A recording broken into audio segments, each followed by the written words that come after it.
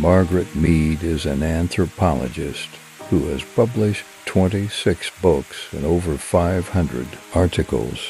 Margaret Mead was born December 16, 1901 in Philadelphia, Pennsylvania, and died November 15, 1978. She graduated from Swarthmore College in 1922 and received her doctorate from Columbia University in 1925.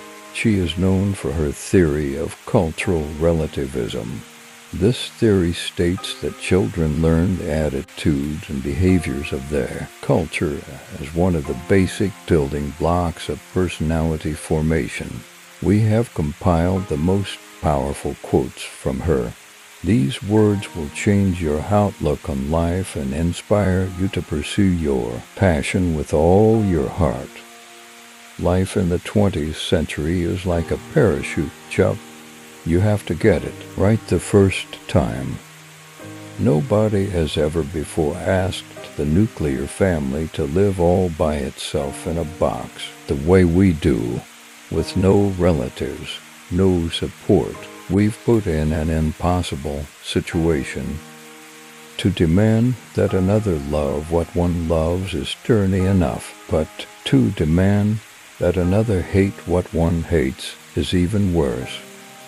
Never believe that a few caring people can't change the world, for, indeed, that's all who ever have. We won't have a society if we destroy the environment. Never ever depend on governments or institutions to solve any major problems.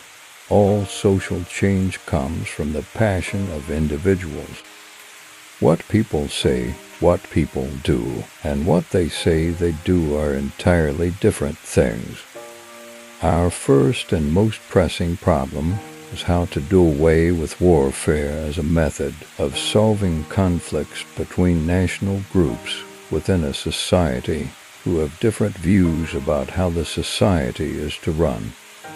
Never doubt that a small group of thoughtful, committed citizens can change the world. Indeed, it's the only thing that ever has. You know, my fury about people is based precisely on the fact that I consider them to be responsible, moral creatures who so often do not act that way. It is an open question whether any behavior based on fear of eternal punishment can be regarded as ethical or should be regarded as merely cowardly. Sooner or later I'm going to die, but I'm not going to retire. A city is a place where there is no need to wait for next week to get the answer to a question, to taste the food of any country, to find new voices to listen to and familiar ones to listen to again. Always remember that you are absolutely unique, just like everyone else. There is no reason to think a small group of thoughtful, committed citizens cannot change the world. Indeed, that's the only thing that ever has. You know you love someone when you cannot put into words how they make you feel. One of the most dangerous things that can happen to a child is to kill or torture an animal and get away with it. I do not believe in using women in combat because females are too fierce. Young people are moving away from feeling guilty about sleeping with somebody to feeling guilty if they are not sleeping with someone. Instead of needing lots of children, we need high-quality children. Having someone wonder where you are when you don't come home at night is a very old human need. There is no greater insight into the future than recognizing when we save our children, we save ourselves. For the human species to evolve, the conversation must deepen. I learned the value of hard work by working hard. We are continually faced with great opportunities which are brilliantly disguised as unsolvable problems. If you associate enough with older people who do enjoy their lives, who are not stored away in any golden ghettos, you will gain a sense of continuity and of the possibility for a full life. One of the oldest human needs is having someone to wonder where you are when you don't come home at night. The solution to adult problems tomorrow depends in large measure upon how our children grow up today.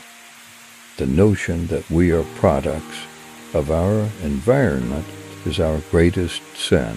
We are products of our choices. I measure success in terms of the contributions an individual makes to her fellow human beings.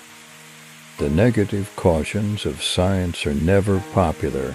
If the experimentalist would not commit himself, the social philosopher, the preacher, and the pedagogue tried the harder to give a short-cut answer. An ideal culture is one that makes a place for every human gift. Instead of being presented with stereotypes by age, sex, color, class, or religion, children must have the opportunity to learn that within each range, some people are loathsome and some are delightful. Women have an important contribution to make. It is utterly false and cruelly arbitrary to put all the play and learning into childhood, all the work into middle age, and all the regrets into old age. I had no reason to doubt that brains were suitable for a woman, and as I had my father's kind of mind, which was also his mother's, I learned that the mind is not sex-typed. It is easier to change a man's religion than to change his diet. Every time we liberate a woman, we liberate a man. Even though the ship may go down, the journey goes on. Human nature is potentially aggressive and destructive and potentially orderly and constructive. A small group of thoughtful people could change the world. Never depend upon institutions or government to solve any problem. All social movements are founded by, guided by, motivated and seen through by the passion of individuals. Laughter is man's most distinctive emotional expression. What I am demanding of other people is what I am demanding of myself.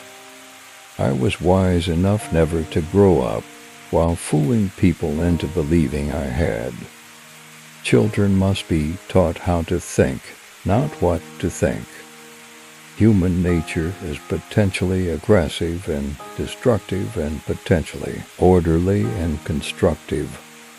If you associate enough with older people who do enjoy their lives, who are not stored away in any golden ghettos, you will gain a sense of continuity and of the possibility for a full life. It may be necessary temporarily to accept a lesser evil, but one must never label a necessary evil as good. We have nowhere else to go. This is all we have. Thanks for watching. Don't forget to subscribe and like our videos.